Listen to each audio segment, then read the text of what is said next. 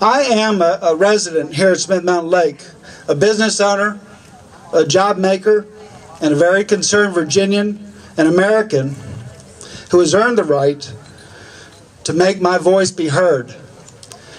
You know, they talk about the mob and right-wing terrorists. I mean, it's crazy, isn't it? Healthcare is important. Healthcare needs to be streamlined. Tort reform must be addressed.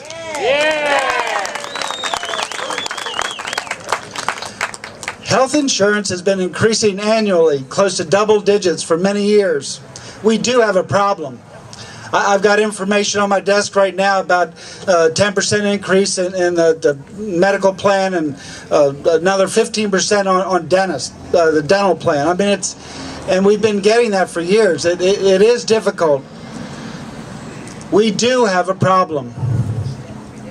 It's not a problem I want our government to fix. We have a long history of putting well-intended entitlement programs in place that are often abused, improperly managed, and continually becoming impossible to pay for. Look to the private sector for an answer. The free enterprise system built our great country and our Commonwealth, and it's the only thing that'll get us back on track.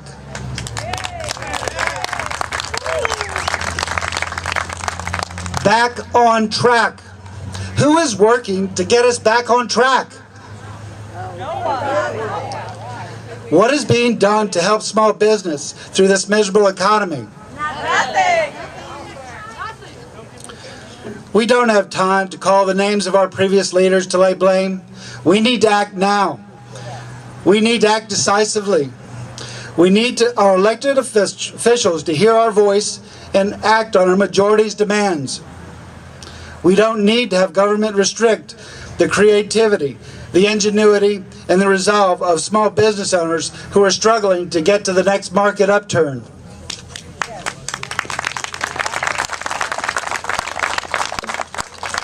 We have funded the greedy. We have funded those with flawed vision in the automobile industry. We've been ineffective with the stimulus. We have worked hard to fight for what is right all over the world with the most spectacular armed forces who I believe is often not thanked enough.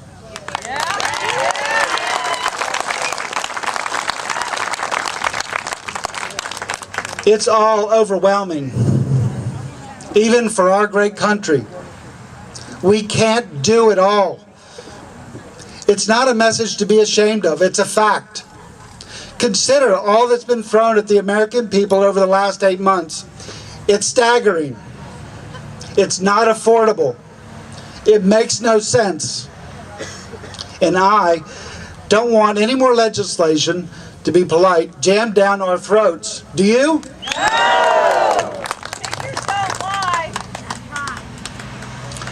I appreciate China's willingness to extend credit, but at some point, their answer will be no.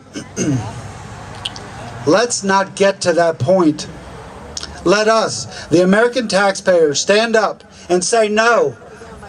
Say no to health care with a government option. Say no to handcuffing the most brilliant medical community in the world. Say no to our politicians that entertain legislation that will cripple our children's future.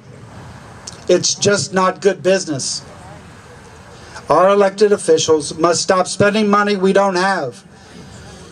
Businesses can't do it and survive. Why or how should we expect government to? Government should not be empowered to spend what we don't authorize. I don't want to authorize a $1 trillion plan to be managed by government. I don't want an elected official to vote on something he hasn't read and doesn't have the full support of his constituency on. Do you? No! Haven't read the bill? Disgusting. Find out who wrote it. See who wrote the bill. I got the answer. Yeah. Apollo. Van Jones wrote it. I would rather have been out and about today on the lake, working, building a home or doing some work on the lake. I had to be here. My voice must be heard. Your voices must be heard.